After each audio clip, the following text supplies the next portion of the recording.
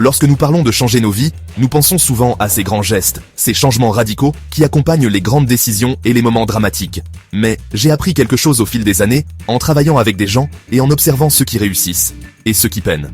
Ce ne sont pas les grandes choses qui font la plus grande différence. Non, ce sont les petites choses, les petites habitudes, les petits choix que nous faisons chaque jour. Vous voyez, si nous voulons changer nos vies de manière significative, nous devons commencer par les petites choses. Parce que les petites habitudes, celles que nous négligeons souvent ou que nous considérons comme insignifiantes, s'accumulent avec le temps. Et laissez-moi vous dire, les résultats des efforts cumulés sont extraordinaires. Vous ne reconnaîtrez même plus votre vie après avoir pratiqué ces petites habitudes suffisamment longtemps. Un jour, vous regarderez autour de vous et vous vivrez la vie dont vous avez toujours rêvé. Et tout cela grâce aux petites choses. Maintenant, je veux que vous réfléchissiez à cela pendant un instant. Et si vous pouviez changer votre vie simplement en changeant 10 petites habitudes? Cela ne semble pas trop écrasant, n'est-ce pas? 10 petites choses. 10 choses que vous pouvez commencer aujourd'hui et qui pourront transformer votre avenir. Vous voyez, c'est la beauté des habitudes. Elles ne nécessitent pas un changement monumental dans votre emploi du temps ou un coup de chance soudain. Vous pouvez les commencer dès maintenant, où que vous soyez, avec ce que vous avez. Alors, quelles sont ces petites habitudes?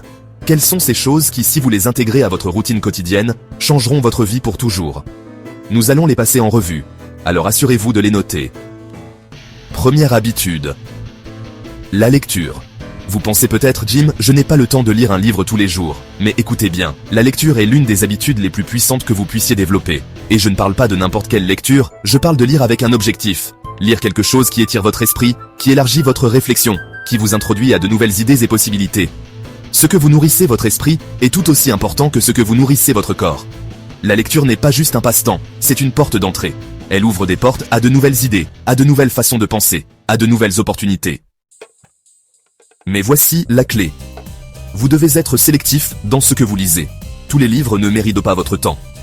Vous ne voulez pas gaspiller vos précieux moments sur des ragots ou des futilités. Choisissez plutôt des livres qui vous challengeront, qui élargiront votre esprit, qui vous feront réfléchir.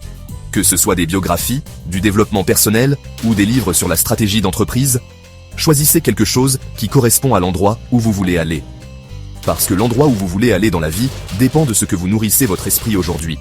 Les idées que vous laissez entrer dans votre esprit façonneront votre avenir.